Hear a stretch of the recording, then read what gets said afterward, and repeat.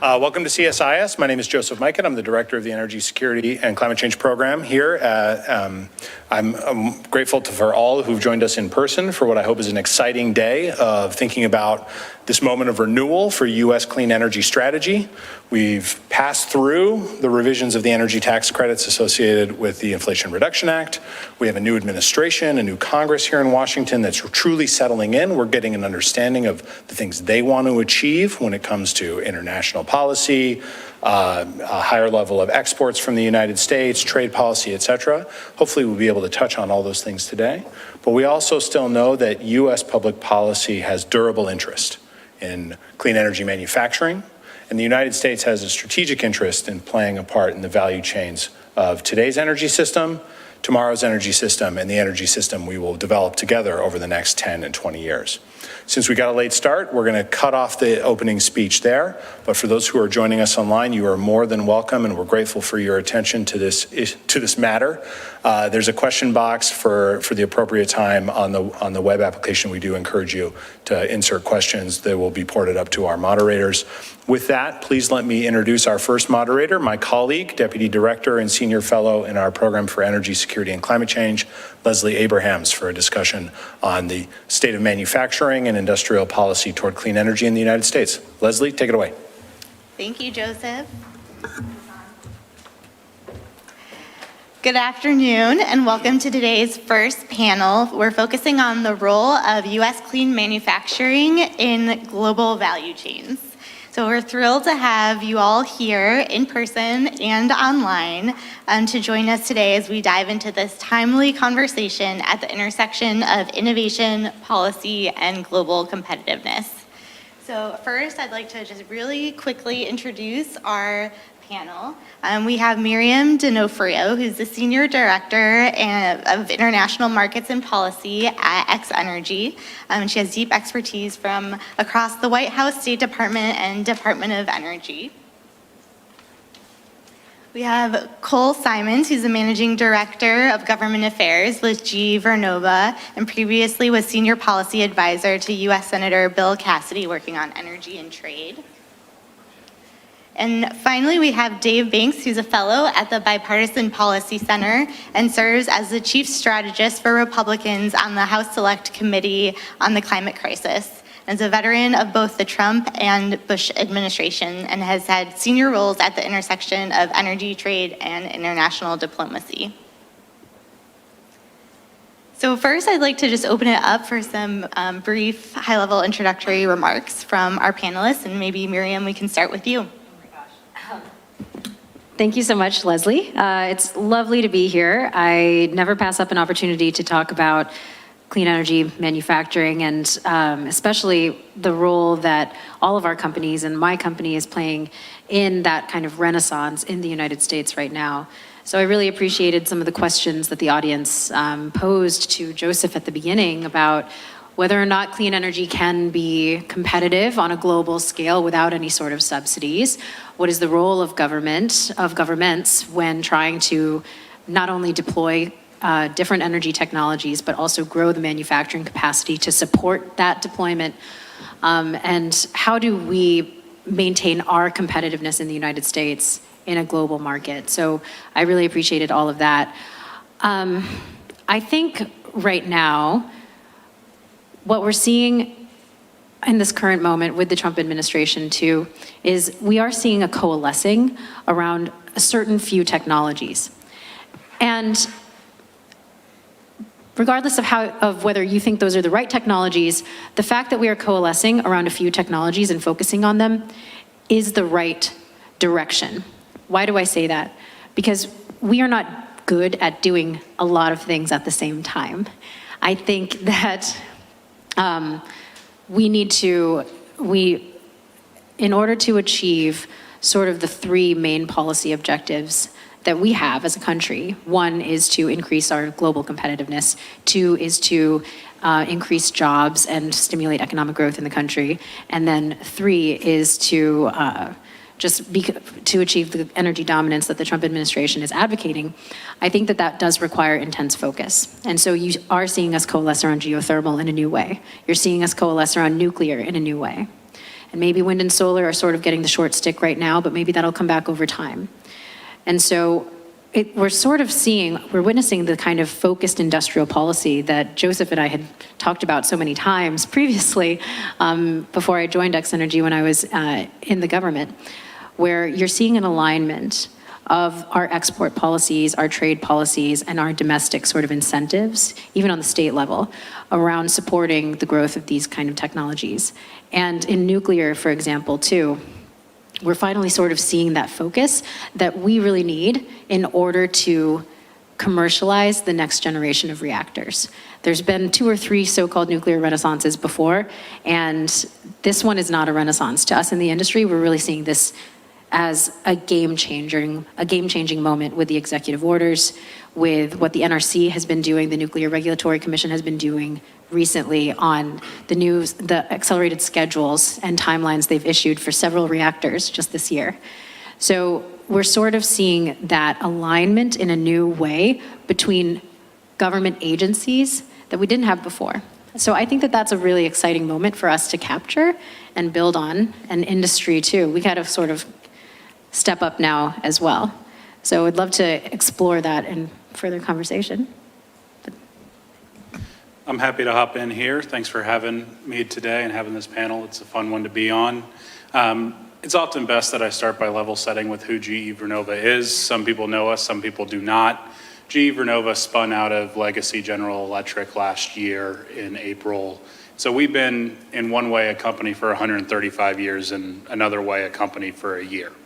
It's been a very interesting time. So what GE Vernova encompasses is kind of all types of energy technology manufacturing.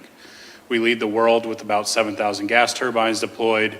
We have about 60 legacy nuclear plants, all in the 1 to 1.5 gigawatt range. We're deploying the BWRX 300 right now actively in Canada, where it has its license to construct. It has its final investment decision. It has support by the Ontario government and is currently under active construction. The only SMR in the world, from the Western world, I should say, that has currently hit all those benchmarks. We also just had our license to construct application accepted at the NRC with TVA, and have a number of other things in the works in the nuclear space. We also manufacture those fuels here in the United States. We have 70,000 deployed wind turbines around the world. We're the #1 producer of wind turbines in the Western world, and very proud of that. We do grid equipment, the software systems that operate the grid. We do hydro, we do steam, turbines, you name it, we do it. We're the only American manufacturer who covers that wide swath, with about 20,000 domestic employees across 18 manufacturing sites, and a lot of international presence as well. All in, about 50% of the US electricity runs through our technologies or are generated by our technologies, and about 30% of the world's electricity is generated by our technologies. So we're obviously at a very interesting time, as was initially stated, both for us because we are that American headquartered company who has that scale. There's benefits to the approaches that we're seeing today. There's downsides to it, but also because we do have such a large international presence, it creates an interesting dynamic where to a lot of countries around the world, we are still local to them too, right? If you look in the EU, we have roughly the same number of employees there as we have in the US, same amount of manufacturing capacity. We've been there for 60, 70 years. And so we sit at kind of an interesting nexus with everything happening where we are both very local, we are US, and we are very international. So I think it's going to be fun to dive into these topics in this conversation and really explore how all of that fits together for GE Vernova and for the general energy system, especially the clean energy system. It's great to be here, so thank you for the opportunity. I've done a lot of energy, environment, climate work over the years. I've spent most of my time over the past few years looking at manufacturing, trying to think through what a comprehensive manufacturing strategy looks like, but more with a focus on defense industrial base issues and trade. We're entering a new paradigm, right? And personally, I think it's a lot of fun working to develop a new paradigm. And what I mean by that is I think a growing number of folks here in town are realizing and internalizing the fact that we need a really smart US manufacturing strategy. and that there's also a role for the federal government in helping shape that. Now look, we spent a number of decades here in DC, looking at trade and what the role of the federal government is. And I think, the concept of free trade, I think most of us have come to the conclusion that it's just a concept. Looks good on paper, but in practice, we don't really have free trade. And the second part here is that, we grew up with a mythology, I think a lot of Republicans did in particular, but a mythology that the free market somehow created all this stuff around us. It created the industrial base, it created the infrastructure we have, including our pipelines and whatever. And I think at this point, we now recognize that that's really not true, right? In part, maybe, but not entirely. And so I think it's really important that we have sort of reached this conclusion. We need a new sort of strategy when it comes to economic statecraft. We need to sort of understand that a smart policy framework that protects American innovation, promotes American innovation, is incredibly important for the future of U.S. economic security and national interests, and also in sort of thinking through that, what the proper role of the federal government is, and helping jumpstart innovation, helping protect it, whether it's IP theft or forced technology transfer or from unfair trade practices. But innovation is key. We have to figure out how to break up the Chinese monopoly over key global supply chains. There's not one silver bullet to do that. We're not going to be able to do it through subsidies alone or tariffs alone. It's going to take a comprehensive strategy. But innovation is key to doing this.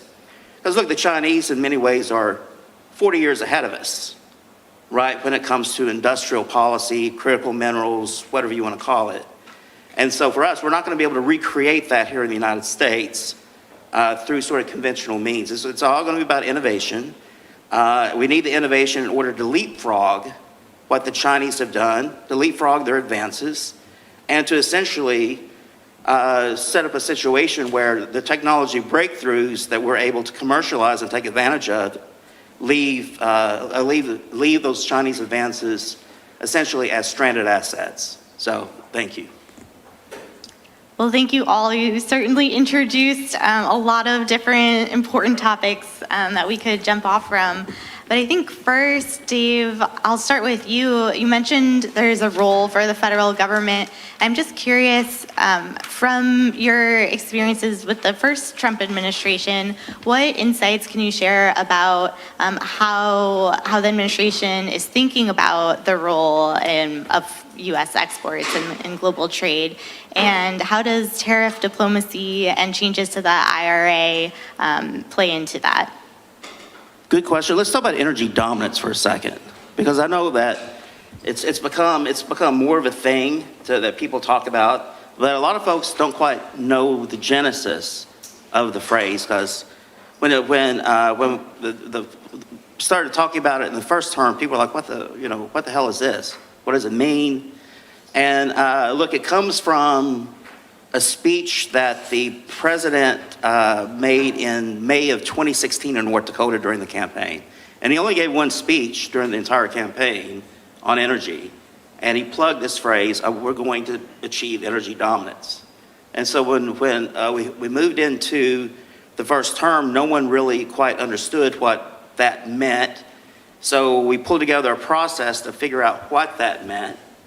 And where people landed was a pretty expansive sort of interpretation, right? That the administration would pursue a suite of policies that were designed to maximize the export of U.S. energy resources, technologies, and services. So it was a really expansive sort of definition of what folks wanted to achieve. Fast forward, obviously the second term is different, as Miriam, as you were saying, is that you have a much more narrow focus, and I think that's fossil fuels, that's nuclear, and maybe a few other technologies there, but much more narrow in scope. And some people are like, well, what's really driving that? And, there's some narrative out there, well, the president hates wind, or the Republicans don't like solar, and but I think it's a bit more nuanced than that. Supply chain security was becoming an issue, for the administration back in early 2017, but still wasn't that big of a deal. Fast forward 8 years later, through COVID, through Ukraine, I can say there's just very, very little appetite within the Trump administration, and I think with a lot of Republicans up on the Hill, for an energy strategy that would increase reliance on Chinese supply chains, and that can be sort of spun as being a Chinese job program. And I think that when it came to the IRA tax credits, for example, and for some of these technologies, there was a major supply chain security element there that people were considering, and really hasn't been addressed at this point. And I think for a U.S. industry, U.S. clean energy in that space really needs to figure out the supply chain problem. Now with tariff diplomacy, I'll call it diplomacy.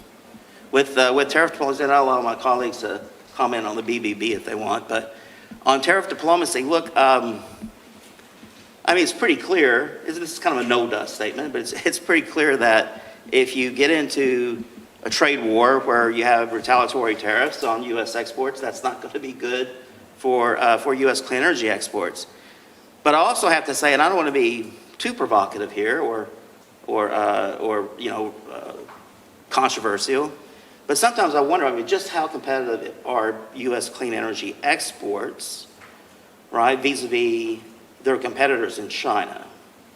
And the reason why I say that is because, again, just given the subsidies and the totality of sort of Chinese programs to create what we would call an artificial competitive advantage in trade, given that it's pretty tough. And if you talk to Chinese industry, at least the views that I picked up from folks is that they really aren't that concerned about competing against U.S. clean energy exports.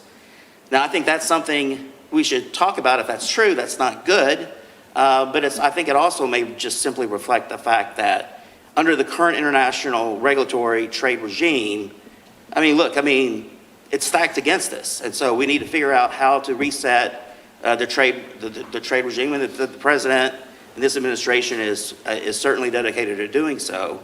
But we need to figure this out and try to address these unfair trade practices. I know that my friend Cole here has spent a lot of time and been a thought leader in trying to figure that stuff out. But yeah, I think it's a complicated issue that it's just not, it just doesn't stop with us saying, oh, we need to export more U.S. clean energy technologies. Great, thank you. And Miriam and Cole, I'd be interested from your perspectives too, just to build off of what Dave's comments were. And what do you think see as the inherent strengths or weaknesses of U.S. clean tech manufacturing, and how can we better address and navigate these barriers? Happy to dive in here. And I think it's a strong question because there are a lot of benefits. There are a lot of inherent advantages. There are a lot of items that we're fighting against on a regular basis too. I think when you talk about inherent advantages, there are a number. First and foremost, it often also starts with just what the U.S. represents around the world and to other countries. There is definitely a desire as we go out and build deals around the world, as we look at products that we manufacture here or being an American company, manufacture around the world and enter into agreements with different countries. I often like to remind people that in a lot of other countries, this is not true in the US for the most part, but a lot of other countries, the electricity system is ran by the government or ran by a state-owned enterprise. So there's inherent advantages to that of being partnered with an American company or an American manufacturer. We're seeing some of that even as we talk about this tariff diplomacy concept, where there's advantages in those negotiations if you're another country of looking what you can do related to trade barriers or purchase commitments or other things like that to open up markets for additional purchases from American suppliers. So that's an inherent advantage. We also have longevity and frankly, sometimes market cap working in our favor there. Our own purchasing capacity is important there. Our ability to maintain flexibility and localizing content, whether that be, if you look at, say, a nuclear plant that you might build in Poland or elsewhere, a lot of that's going to naturally come from the US, but we have the flexibility to do concrete, workers, job programs, things like that, that has a flexibility to localize some of that where other countries might not have that flexibility, and it all must come from the country selling it to you. We can point to examples of that where you go into countries where China has operated around the world. It's not just energy, it can be infrastructure or otherwise, where if you were to go visit those projects, you'd walk from, say, a rural Brazil suburb, and you'd walk to the project just outside of town, and all the workers there are Chinese because they import that there. We have inherent advantages that as we do some of this work, we can provide some of those localized benefits around the world too, and that's something that we've always been accepting of. I think, as I said, ingenuity, long-term plays in this space is also very important. While I do agree that there's definitely a need for more industrial policy, and I definitely don't think we're at its peak in the US. I think we're only seeing different evolutions of industrial policy today in the US from the Biden administration and now into the Trump administration. They're both growing on a concept of industrial policy. I think that is important. But I also think you cannot discount the fact that we've been doing this for a long time. There are established research programs, whether those be national labs or private. I often like to point out that we invest about $1 billion a year into energy research here in the United States for the most part. We have our own research facility in Schenectady, New York, called the Advanced Research Center that we've operated for close to 80 years, where we're innovating on all technologies to stay at the forefront of the energy competition. We've got wind there, we've got digital systems, nuclear, gas, continuously evolving and advancing, recognizing that for the US to stay in front in some of these international competitions because of things like unfair subsidies from other countries and things like that for their exports, that we have to be on the zenith of research into being a more efficient technology or a better technology. And I think that's one thing that's important to me when I talk about GE Vernova research, which I love doing, is talking about how our research is determined based off of what the customer needs, right? And I think that's an important thing as we look at what industrial policy in the US looks like as well. Is I love the Department of Energy. I think they do amazing work, but sometimes science projects are great because it leads to future breakthroughs, but sometimes you also need somebody who's just focused on, hey, the market is telling me this is what we need. This is what the technology needs to represent in order for us to purchase from you, because that's an area where you build a competitive advantage. I think the historical private sector research, and I'll admit we do a lot of research in coordination with the DOE, which I think can continue to be strengthened, that is driven by the desired outcomes of our customers, is another place where we have an inherent advantage that doesn't always come through in a command and control system. And Miriam, what are your thoughts with respect to nuclear or any of the other technologies that you've worked on? Well, Cole has clearly done more of these panels than I have, because I completely neglected to even introduce the company that I represent, which is, X-Energy Now, an advanced reactor company. So and we are in the thick of it. We are in the thick of all of these challenges of bringing to bear all of the innovative new technologies that the Department of Energy has been funding on advanced nuclear fuel, on advanced reactors, to try to get them deployed as quickly as possible in an industry that doesn't currently exist, right? So that's kind of what we're consumed with at all given moments. We are so focused on successful execution of a Generation 4 reactor in the United States that everything else is secondary to that, including international markets. But we do have an eye on exports and on our global supply chains. I know, you have to wrap up actually. Yeah, okay. Sorry, one thought.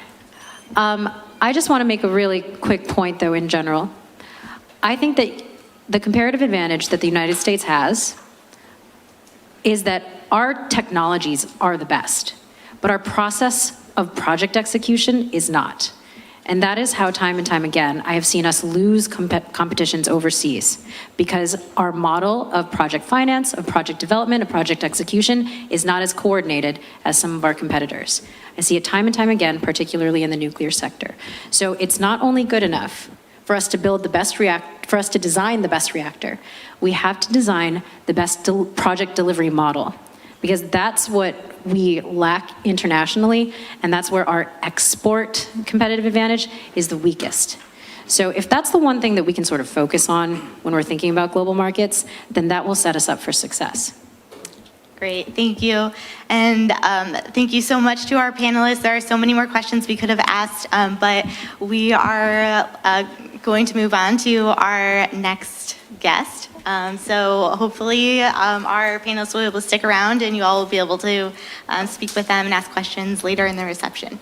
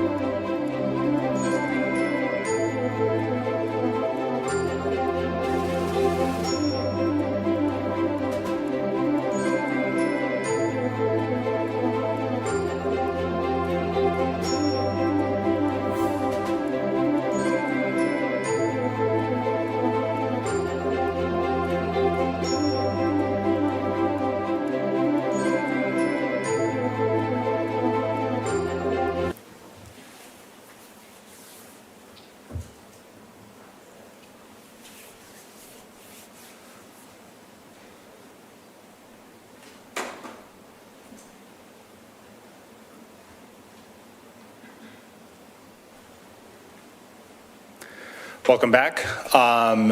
Without further ado, please let me introduce Naveen Girishankar, President of the Economic Security and Technology Department here at CSIS, in conversation with Representative Young Kim of California.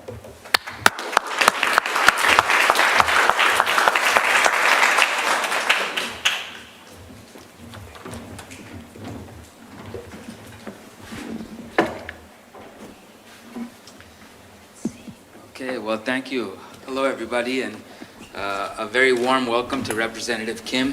Thank you so much for taking time. I know it's a very busy schedule today, but we're delighted that you're here at CSIS. We want to talk economic security, and then we want to drill down on energy. Sure.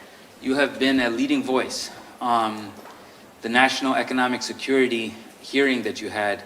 I found it really quite compelling when you described economic policy as foreign policy.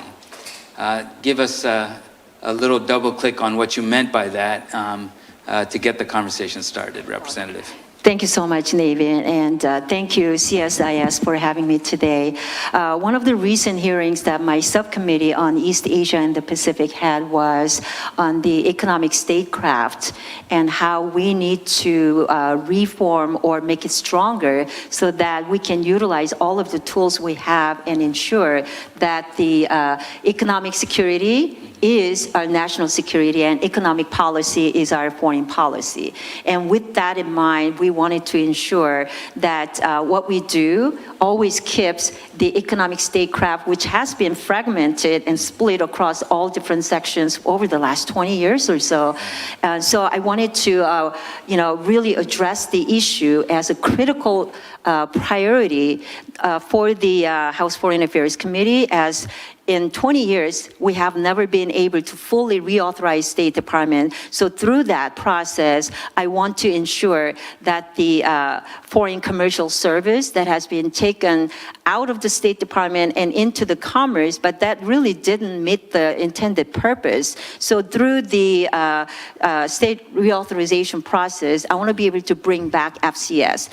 not only that, FAS, Foreign Agriculture Services, so that we can really utilize the economic statecraft, if done right, and be able to provide the foreign economic service officers that are serving our interests overseas in the region, especially in the Indo-Pacific area, where I am excited to be paying a lot of attention given the role that I have.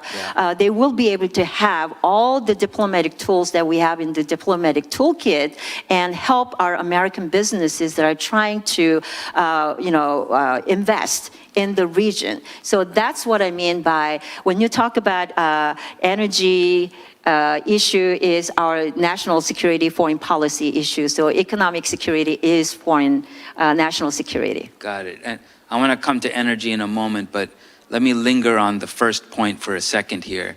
When I think about the goals, tell me if I have this right. You've kind of made the case that our foreign policy needs a more deliberate focus on economic policy, economic security, economic diplomacy, opening up markets for U.S. companies, and also a clear view on who, I think you described it as predatory companies here in the United States.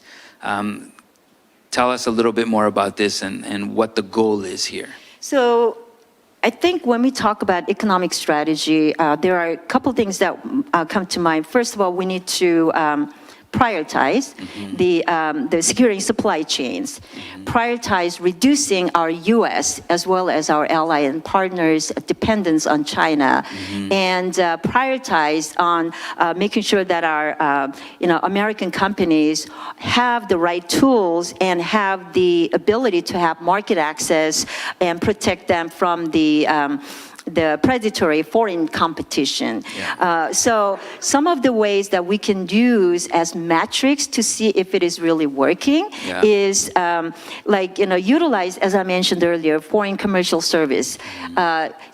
Use that as and we can track it, find out if there is a track record on number of or the type of projects that we are actually helping.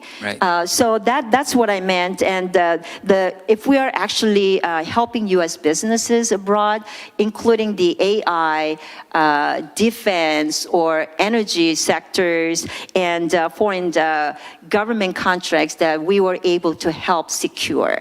Those are some of the things that come to mind. But the tools that we need are obviously the DFC, AXIM, and utilizing those tools that we have in our toolkit. Are we actually helping our American businesses gain that market access? A very output-driven, outcomes-driven focus to commercial diplomacy, economic diplomacy. It's got to be tangible. It's got to be the action-oriented initiative coming out of the initiative that we've seen just recently with the Quad. Our Quad allies actually being utilized to actually help us achieve the goal that we are talking about. And just if I may reflect for a second here, Congresswoman, in the era of trade rebalancing, which we're in right now, it is also quite refreshing to have this vision that you've laid out, an affirmative vision for opening up markets, driving U.S. exports, particularly in advanced technologies. You raised the point here, and I just want to ask you to just speak to this again, if I may, which is that there is, in some sense, a dissipation of our energies by having kind of fragmented roles and responsibilities. And can you tell us more about what your particular view is on where these commercial diplomacy capabilities should be housed in the U.S. government? So as you know, energy is critically important, right?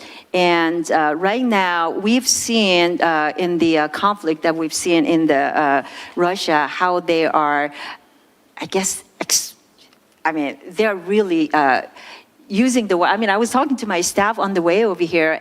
China is really Russia is using its oil and gas sector against Russia, and China now dominates those clean energy and gas and that sector. We have the ability in the United States, we have the abundance of the opportunity to extract the oil and gas and clean energy. Yeah. And critical minerals are the foundation for the clean energy. So that's where I want to focus my priorities on the committee that I serve on. And so yesterday, as you know, I don't know if you guys were watching, my subcommittee held a committee hearing on breaking the choke point on the China's dominance Right. on the energy sector, especially on Yeah. the critical mineral sector. We are the largest exporter of clean energy, Yeah. or I mean, we have LNG especially. Yeah. We have the capacity of doing it, but we haven't been able to fully utilize that. We have to do that and pay more focus on it through the permitting process, Right. through this will also help with the trade imbalances as well. Yes, indeed, and another area where you have been a leading voice and on critical minerals, on energy, and energy is an important pillar of the economic security agenda.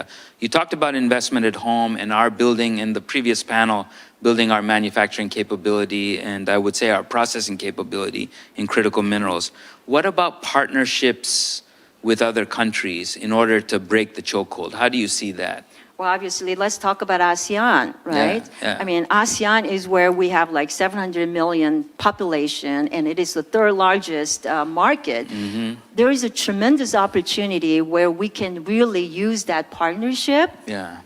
We have to fully utilize it. Yeah. And I know in your travels abroad, in my travels abroad, we see that tremendous opportunity, but we're not showing up. And we're not showing up, and it has only been filled, and China moves in and fills the vacuum and the leadership that we are leaving behind. So Yeah. I think that is where we can really fully utilize the partnership that we have. So the importance of U.S. and ASEAN partnership, Yeah. especially in the critical mineral sector, is where we can really use to get ourselves injected into that field, and the critical minerals, rare earth minerals, the mining, processing, and manufacturing, there is a tremendous opportunity in that, which is why I was so excited after we did the hearing yesterday. We Yeah. introduced the bill on, I wrote it down here because it was just introduced, Mineral Security Partnership Authorization Act. Yes. MSC Authorization Act, it really formally authorizing State Department to utilize and coordinate all of our U.S. efforts with the MSP partners. There are 14 partners, including the European Union. I think that is where we can accelerate the responsible investment in the critical mineral sector. Yeah, and it's to your point of we have to show up, and to show up, Yes. we have to be well organized. And going back to your first point, Yes. let me reflect something on ASEAN. You know, in the previous administration I had served and working on the Indo-Pacific Economic Framework, going around the region, the constant refrain, and I'm putting my words on it, is either you have market access or you have deep pockets. What are you offering us? And I just wanted to ask you whether that resonates with what you've been hearing in the region, and how do we answer the mail on that one? I heard the same thing. And I recently just came back from my overseas trips to Pacific Islands and had actually sat down with all the representatives from all the Pacific Island nations. And one by one, going around the round table, they were all telling us, we want United States to be the partner of choice. Yeah. But you guys are not showing up.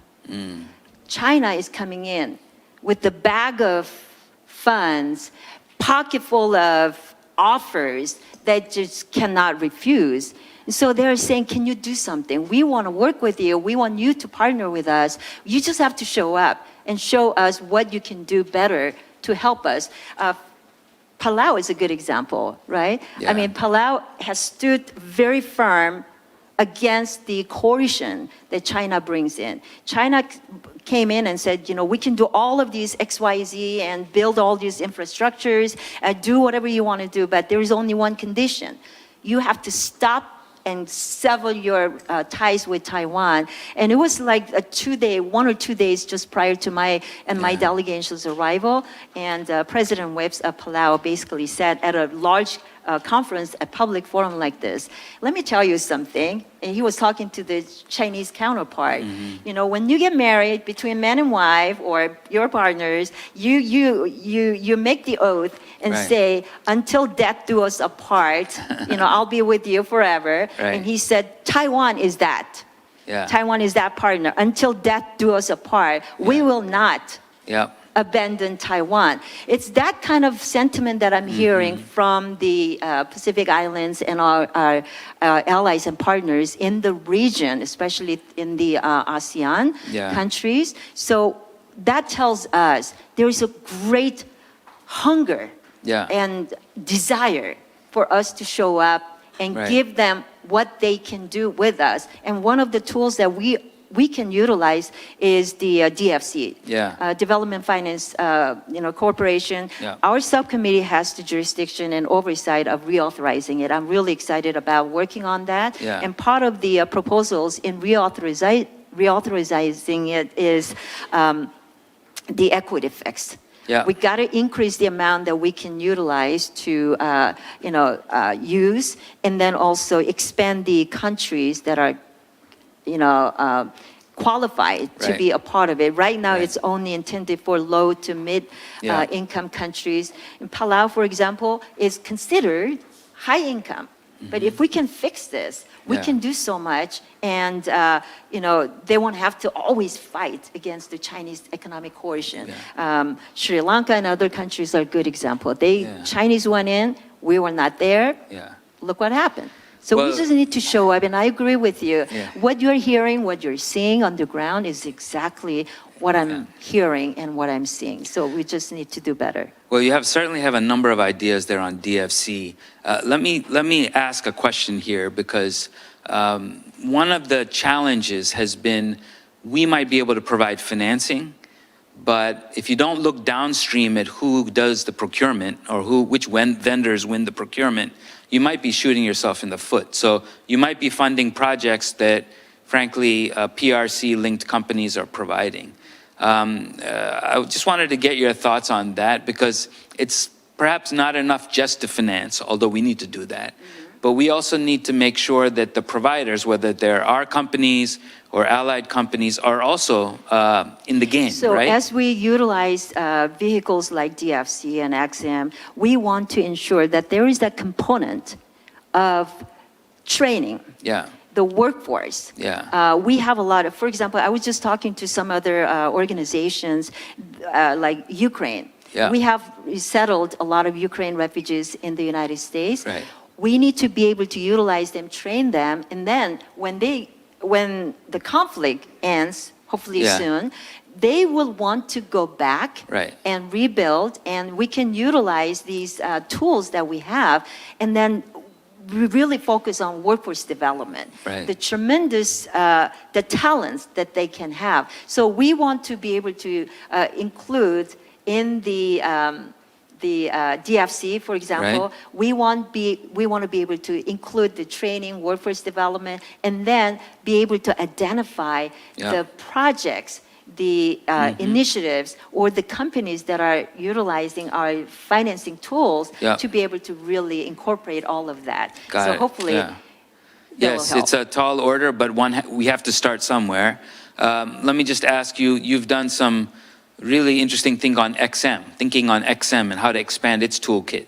Now, XM has had some evolution in its toolkit over the last few years, but certainly not where we probably need to be if we want to be competitive. Can you share with us some of your thoughts on XM's role? XM could be used alongside DFC. My subcommittee is not overseeing the XM side of it for Yeah. now, but so I just want to make sure that when we're talking about providing the tools, Yeah. we include DFC and XM to be able to have the proper type of tools in the diplomatic toolkit. Yeah, well, Representative, you've touched on a number of things here. When I step back for a second, I want to do a big picture and step back and give you a chance to share your vision here. Where do you see the economic security arsenal, as you see, if you will, evolving as we look to the next 10 years, 20 years of U.S. commercial diplomacy? So if we don't do it right, especially as we reauthorize State Department, and do not give the Foreign Commercial Service or State Department the right type of tools, this is where we're going to fall behind. And that's where I'm really concerned. And then, of course, we are talking about the energy here. We have the tremendous opportunity in the energy sector. We want to be able to have the Foreign Service officers who are educated, fully informed, and aware of all of these toolkits. So no longer they would be siloed from the State Department. Therefore, they don't have the opportunity to fully utilize the diplomatic toolkit that they have available. So if we don't do this right and do it right when we have this opportunity to reauthorize it, then I don't know when we're going to have that next opportunity to do it. So this is the moment. This is where we need to really focus on getting it done right, doing it right.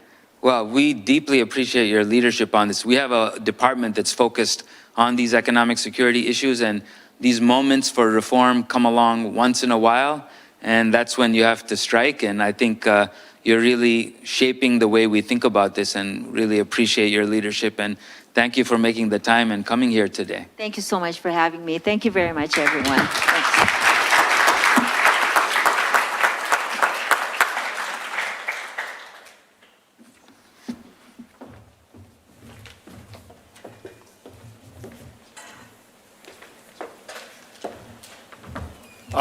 That was a really great conversation.